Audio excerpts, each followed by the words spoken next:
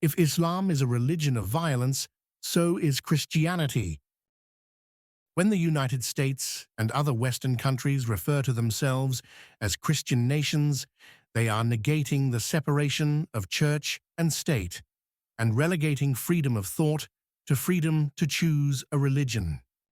And when any politician states, "God bless the United States of America," they are violating the value of the separation standard. When Americans hear, "God bless America," they automatically think of a Christian God. But when they hear an Iranian say, "Allah bless Iran," Americans cry foul and theocracy.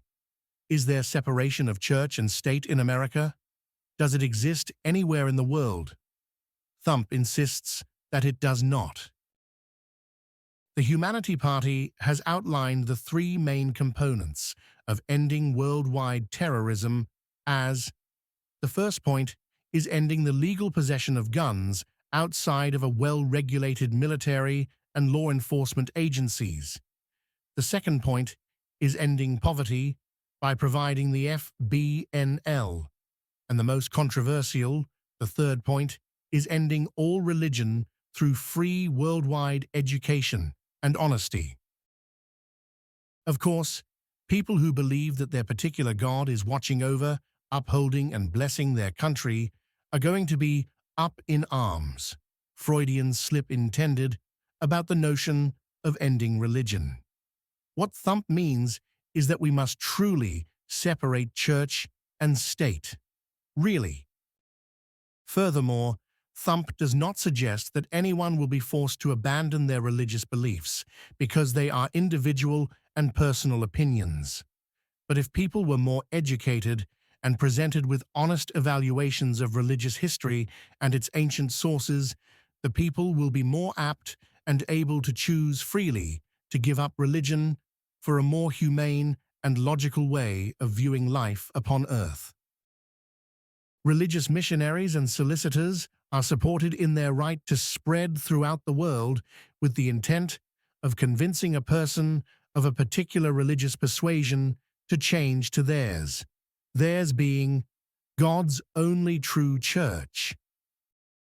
But does a person have the same right not to believe and insist that there is no God, and that religion is a means of control and inequality that has valued and enriched religious leaders? How well would atheist missionaries be received throughout the world? How would a politician be received who said, "May our shared humanity and reason bless our nation"? What if the United States became a nation of humans under one ideology? Humans rock. What if a government existed under the religious mantra that each individual is the only God that exists, and that this God blesses the individual with free will and intelligence, and it is government's obligation and duty to support, honor, and worship this only true God?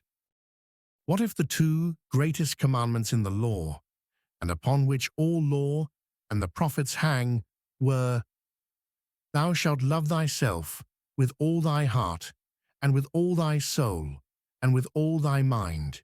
This is the first and great commandment. And the second is like unto it, Thou shalt love thy neighbor as thyself." The fact and real truth is, when the New Testament was first written in the Greek language, the words of Jesus actually did translate as "love thyself." Why else would the second commandment be "love thy neighbor as thyself"?